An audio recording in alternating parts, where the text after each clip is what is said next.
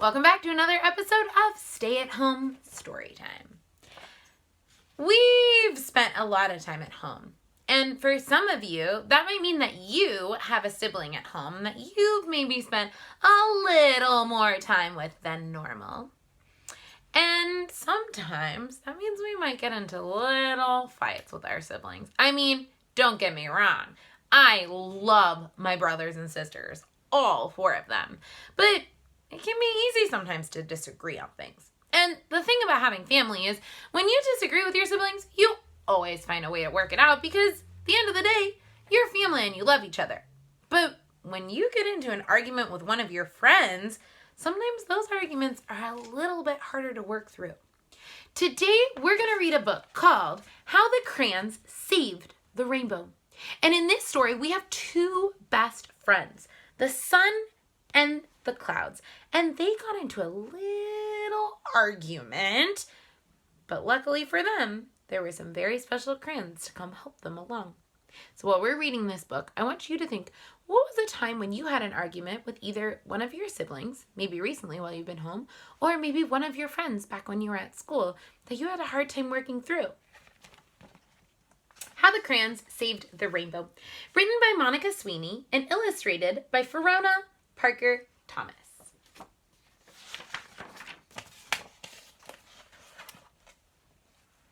The sun and the clouds were best friends. They worked together to keep the earth warm and gardens growing. But of all the things they did together, their very favorite was making rainbows so the whole world could be colorful and happy. Then, one day, the sun and the clouds had a big fight. The clouds were blocking the sun, and the sun couldn't shine through to the earth. The sun went sizzle, sizzle, sizzle at the clouds, and the clouds went clap, bang, boom back at the sun. They stopped being friends, and they were never in the sky together again. Oh, no. So, was there a time that you had a fight with one of your friends? What did you do? Did you stop being friends? With the sun and the clouds far apart, it was scorching hot on some days. And, damp and cold on other days. And worst of all, there were no more rainbows. Without rainbows, the flowers, streams, and even cities started to lose their colors. Soon, the earth was black and white. But in one little town, in one little school, in one little desk, there was one little forgotten box of crayons. And the crayons still had their colors. All of a sudden, it toppled over, and the box of crayons tumbled out.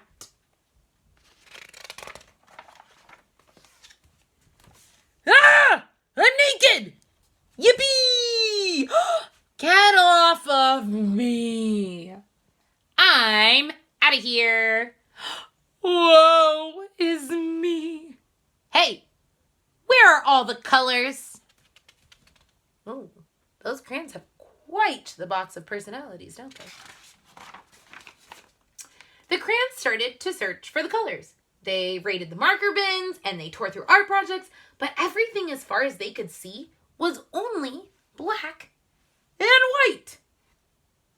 Huh. Who made all the colors go away?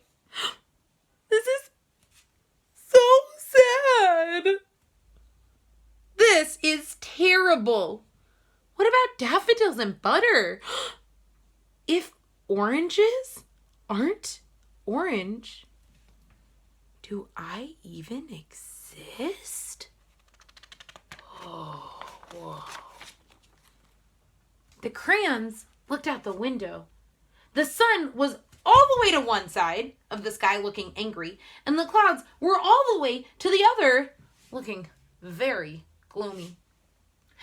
I miss all the colors. We can't even draw rainbows together now. Wait! That's it!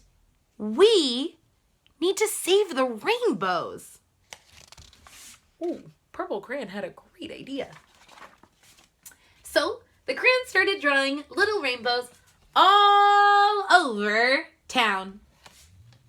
But nothing happened. The sun and clouds didn't even seem to notice. What do you think the crayons need to do in order to get the sun and the clouds' attention?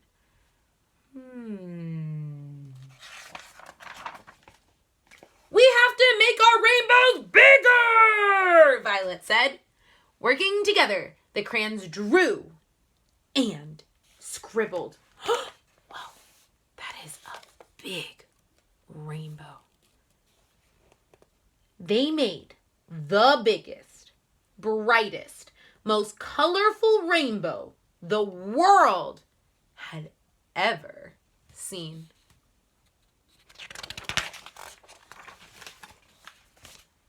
Ever so slowly, the sun perked up, and the clouds floated in for a closer look.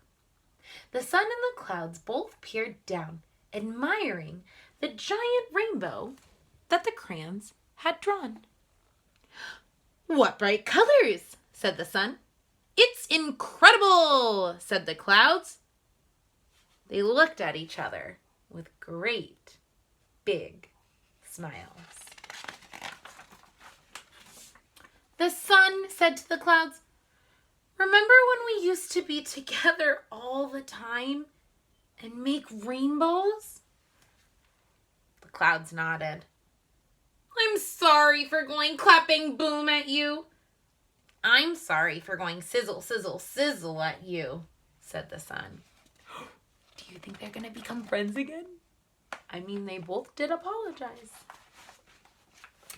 It's better being friends, said the sun, and the clouds agreed. They hugged. The sun shined brightly, and the clouds misted happy rain. Ever so slowly, rainbows reappeared near and far, turning the world colorful once again. Look at all the beautiful colors. So I want you to think, when you disagree with a friend, what can you do? Does it mean that you'll never be friends again? I mean, sometimes taking space from your friends can be good. If you're having an argument with your friend because maybe one of you wants to eat popcorn for lunch and one of you wants to eat pizza, sometimes taking a little break and counting to 20 or maybe just having lunch on your own can be a good thing. But it doesn't mean that you can't be friends forever. The same way that sun and clouds took a little break and eventually realized they really, really, really missed each other and they really missed making rainbows together.